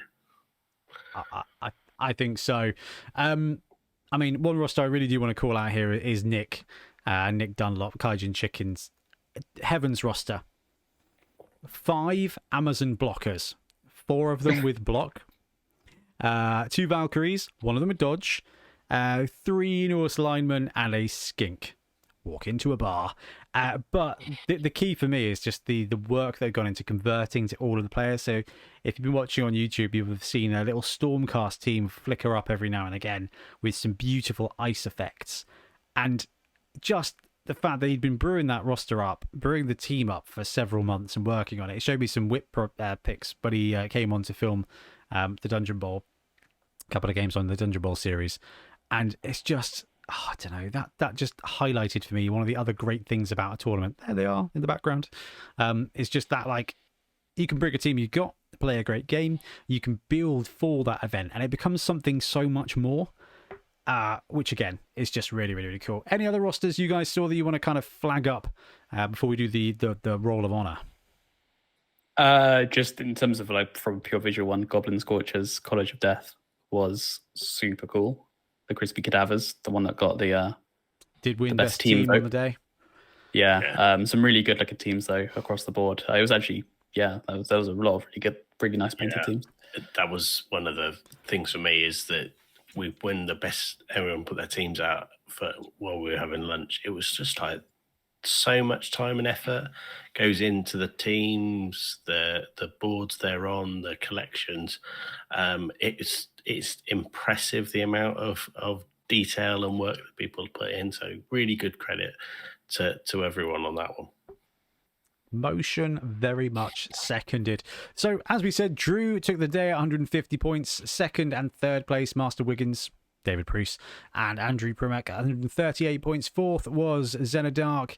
Fifth was Titanium Boy, another member of the Priest Pack, with 117 points. 112 points, we had Will Binns. At 111, we had Deathwish. Stephen Knowles, 109 points. Big shout out to Stephen's wife, who came along as well, and ended up playing a game of sevens on the day. Actually, there were loads of people who helped us put out the mats in between, right? But got a big shout out to Mr. and Mrs. Knowles there on helping us with I think the round 2 or round 3 mats was awesome, and it was lovely to meet your wife, Stevie. So we've had you on the pod. Kaijin Chicken at 9th spot with the Frosty Heavens team, which was cool to see. 104 points there for Nick. Visigoth also 104 points for 10th spot. Neil Doherty 104 points as well. We had Hex Baron 101 points for 12th spot. We had Bufo at 99, along with Toxic 6, Mr. Pike himself, and Dalio, all in the 99 points club. So 13, 14, and 15 there. We had Billis, who I need to play in Tournament League, actually. Oh. Daniel there. Dan, 93 points. Kevin Mitchell, also 93 points. We had Matthew Derbyshire, 89 points there. I think he was rocking a rocking metal team on the day, which was nice to see. We had Phil App, 88 points. Rick doing a terrible job of only coming 20th.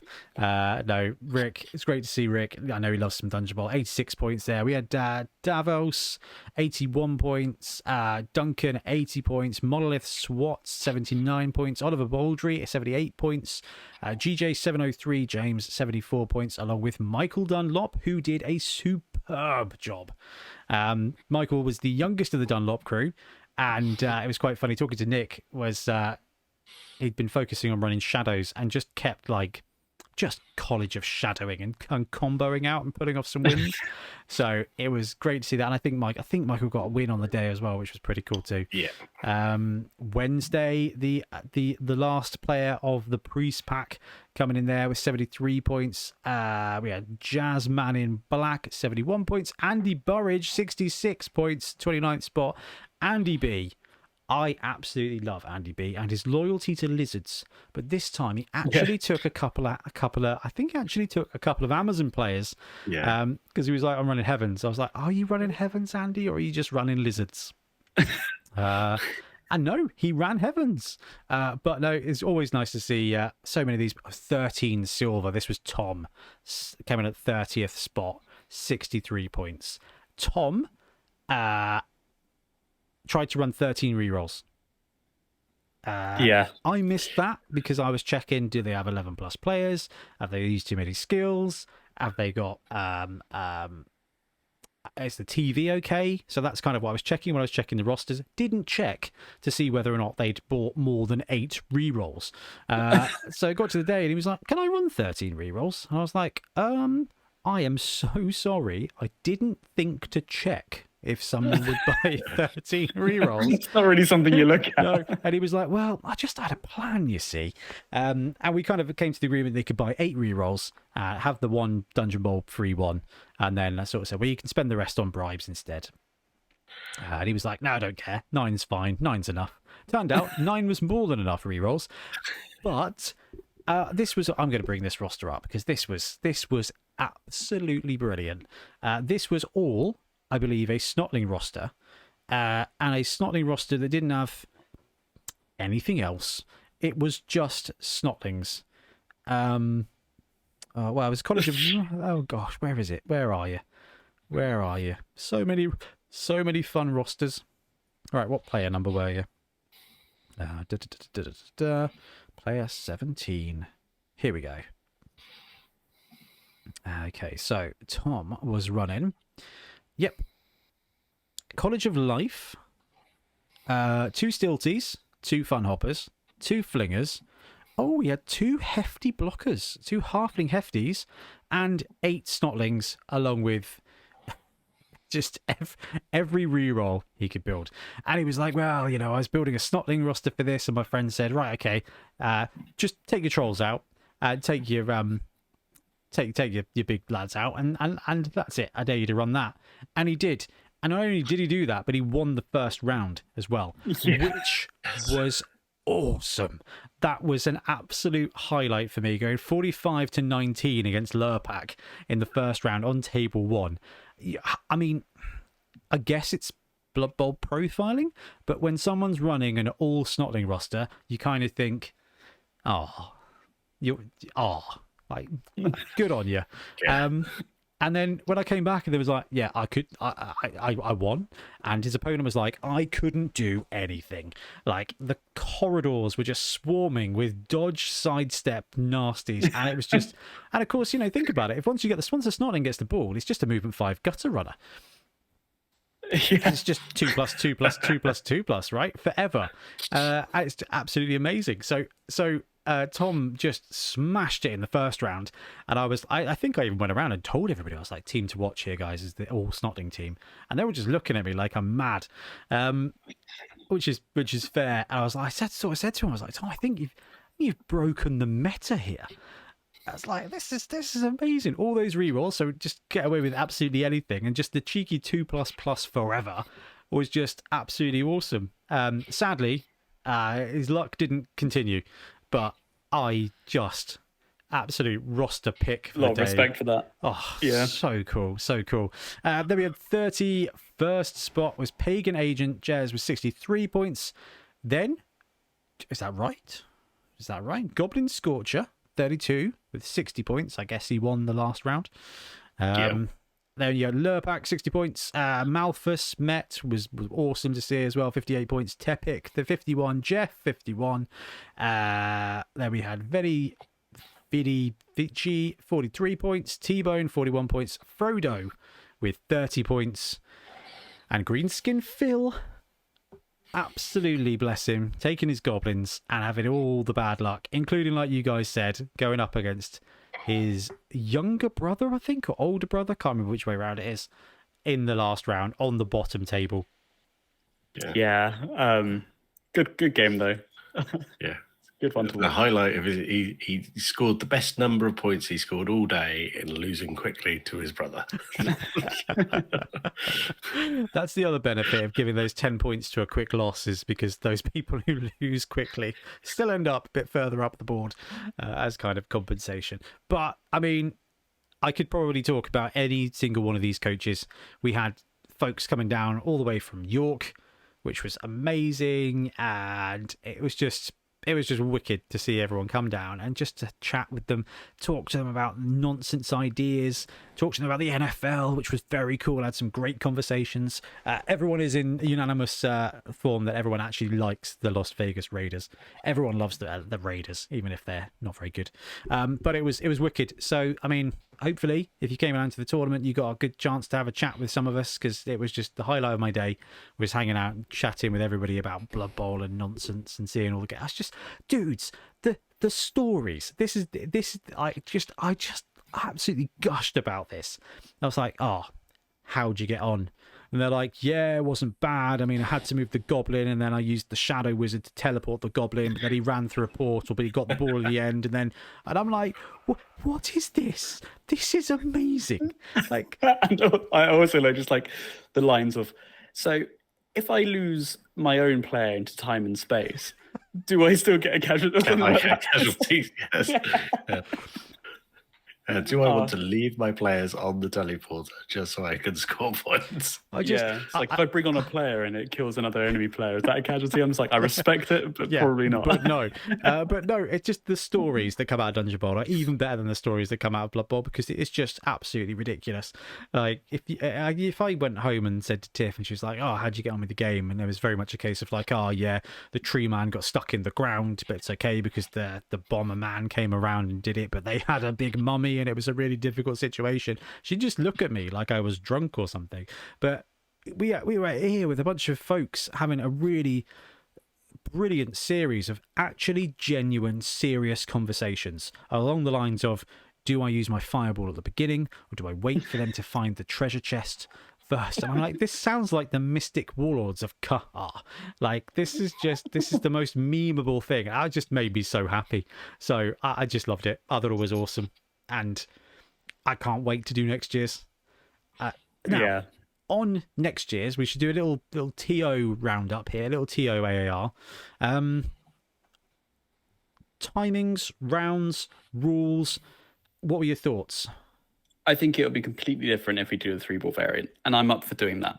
I'm up for doing like 1 hour, 1.5, 3-ball variant. 1.5, I reckon. Yeah, so 1.5, 3 balls, and it means everyone gets the full length of game. It's a bit different. It mixes things up a bit. It might make people reconsider rosters. So like we had with Andrew, where he was like, okay, right, I'm going to go this quick win. Let's just go. I think that obviously wouldn't be as potent. So unless you could do it 3 times in one game. Yeah, maybe. Yeah. But yeah, I mean, that's the nice bit about Dungeon Bowl is, like you said, you can be done in 20 minutes. But when you go to an event, that's not always good. Like, it's one of those difficult ones where we don't want to disincentivize winning, but ultimately, like, if you're turboing with a skink or a gutter runner, you're almost doing yourself out of your time at the tournament. So yeah. I think the 3-ball variant I would lead to different matches and just fuller experiences. I think it makes for a better exhibition game. Yeah. Yeah. And it'll stop those games that will literally turn 3, bang, done. Went to the first chest, he opened it, he ran down the middle, scored. Damn. I think Andrew said to me he might have played like maybe 8 turns of Dungeon Bowl. Across the day. It was like turn 1, turn 2, win. Turn 1, 2, 3, win. Turn 1, 2, 3, win. And it's like that is satisfying. The gamer in me is really like, I find that very satisfying.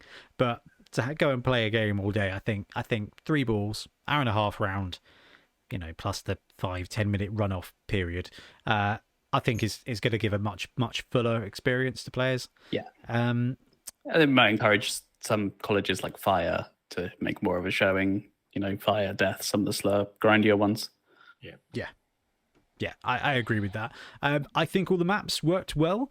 They all seemed to give different player experiences, which was nice. It was quite fun to see, like the first map, and then they're like, oh, the second map's very different for me because I got 4 corridors to brew up, and the third map seemed to go down really well as well.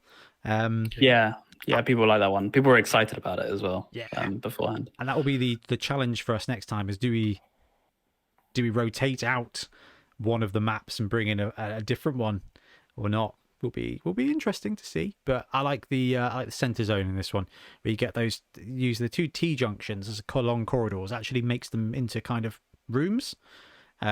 So having everything split out was a really interesting one. I like to see those games unfold. That was pretty cool. Happy with the maps. So whether we keep all 3 for next year, which is probably the easiest thing to do, especially because I got 600 of them right there. Yeah, that's a big consideration. Yeah, they're all ready to go. The skill allowance and stuff, I felt like was pretty tight and was fine. Yeah, I thought that worked well. I don't think bringing tiers in really works in Dungeon Bowl. It's too much. It's too, finicky. Yeah, finicky is the one. Now, I guess if we end up doing the 3-ball, then we don't need to worry about the fast win as well. Mm-hmm. It's literally a case of it can be a 0-0 tie or a 2-1 win or a 3-0 win and stuff. Well, I guess the game would end at 3-0, but I guess it gives you a fighting chance. So that would help with that. Casualties, I like that. We'd probably give points per touchdown at that point, wouldn't we? Yeah, I would imagine so. Yeah, maybe 15 points per touchdown. If you win 3-0, it's 45 points. If you win 1-0, it's 15 points. I don't know. We can do some maths, kind of figure it out. Well, can it go on? Oh, is it when in a 3-ball variant, when a ball is scored, is it out of play? The ball goes away. Yeah. Okay, cool. I didn't know if that came back on like Death Bowl. So yeah, okay. That could be an interesting way of doing it. But I mean, kind of works as well. The chests, we bumped up the points here from 1 point to 2 point. I liked it. Yeah, I liked it too. Yeah. Made the scoring, we had to really double check. So that was the only thing I think with this scoring system in particular. Like, score was good because I programmed it in, it all came out fine, it all worked. But we also like to do a manual sheet to maintain because it also means we can display it on the TV. And it, more importantly, lets us cross-check our scores to make sure they're correct, because sometimes you can miss something inputting it. Having a backup is so, I think, Ian, you can agree, it's a lifesaver having the 2 things. I think for the last 2 tournaments, having the 2 scoring systems has got us out of just having a massive accident by a simple typo, or I think there was one where it's like, oh, we've marked as a casualty. Well, it's crossed through, and it's like, actually, let's check, is it a casualty or not? But that's a 3-point swing on a game, makes quite a bit of difference. I mean, the TV is for me the all-star. Yes, it really is. Because then the coaches can come back and be like, actually, I won that game, but I'm putting it down as a loss. There was an unnamed coach who who did go, well, I won that game. Why am I not down? It's like, well, because you marched it as you lost on your team sheets. They were like, oh, I filled that in wrong. It's like, well, if you'd like to agree with your opponent what the actual score was, we'll put that into the sheet. Again, well, tough. Yeah. Again, the benefit of having the TV up there is it does mean that works out all right. So, all right, Magic. I think I'm happy with that. Is there anything else you guys would want to introduce or change up, either for the day or just the event, the timings, the maps, anything? Honestly, no. I just think, like, after having such a good time, I think, I think that it was great. I think I was maybe so. Something we definitely want to do more at tournaments is participate. And this time we were definitely considering, like, we want to join in and play. Rotational play, yeah. But I think Dungeon Bowl just doesn't quite lend itself to that when you've got scores coming in so gradually. Like, at least in 7s or 11s, it's kind of at the end and you can kind of, like, collate it. But I think it's nice from a TO perspective to be there, chat to people about like how their game went as their score comes in. It's nice. It's a nice thing to do rather than just sort of be busy and absent. Yeah, that's the difference, isn't it? There's always something for the TO to be doing in Dungeon Bowl. Yeah, 100%. I mean, God, last time we ran an event in Toyman, you and Milton were playing Magic the Gathering. Oh, Magic is great. Doing some Commander, yeah. It's fantastic. Actually, if we did the 3-ball variant for a fixed time limit, that would alleviate that for the most part, wouldn't it? Yeah. First to three touchdowns, or it was quite funny because I put the turn markers on the pitches. And Drew summoned me over and he was like, what is this? Like, what have you done this? Why have you put this here? I'm like, because some people might want to just play to 16 turns. Like, some people may just want to use that. And that is another alternative that we could do, is 16 or 24 turns. But actually, I think an hour and a half, 3 touchdowns and the game's over would help with that. But yeah, you're bang on though, Ben. We were all geared to take a round each, weren't we? And run our man in. But hey, we've got Bonehead Bowl coming up in November, so make it happen. We could definitely do something for that, especially as it's in a tournament and 40 coaches is how crazy is that? Is fine. Yeah, it's quite a low number now. we're really lucky with in having the tournament in tournament. The place works. There's food and drink on site. You can go downstairs and spend all your pocket money in between games in detail. It produces the right atmosphere. It's not crunch around the tables. I think that's a big thing, the layout. A thing that we noticed, we remembered to notice when Pete came and talked to us, is that they've replaced all the lights upstairs in the tournament. And actually looking at it and looking at some of the pictures, it's made a big difference. It's a lot cleaner, and it's just a really good environment to play with other gamers for a day. And I think that's the thing that everyone enjoyed, was having a great day. Yeah, definitely. But I guess just to wrap up, I just want to say a massive thank you to everyone who came down. Sorry we didn't get a chance to stream it, but when we found out that we'd sold out and there was a couple of other things going on in Toyman that day, we really didn't think we'd have the space. And I think we made the right choice in not doing it, because actually it meant it was much more relaxed. We could see and chat and hang out with everybody all day, which was just beautiful. So massive thank you to everyone who came down and played, and a big thank you to you two for TOing on the day, because although it is all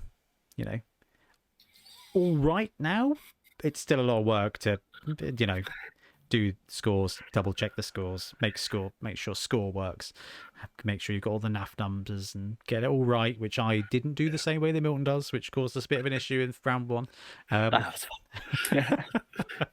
Milton Wilvershead. Yes, Milton, Bonehead Bowl, this is all yours, man. But no, superb job. So thank you very much, guys. And I think we'll wrap up the episode for today. We should be back next week to talk about the FAQ, however. So come on, Bomber Fix. I know, right? Anyway, thank you very much for watching. We'll be back soon with more Bubble content. Happy blocking.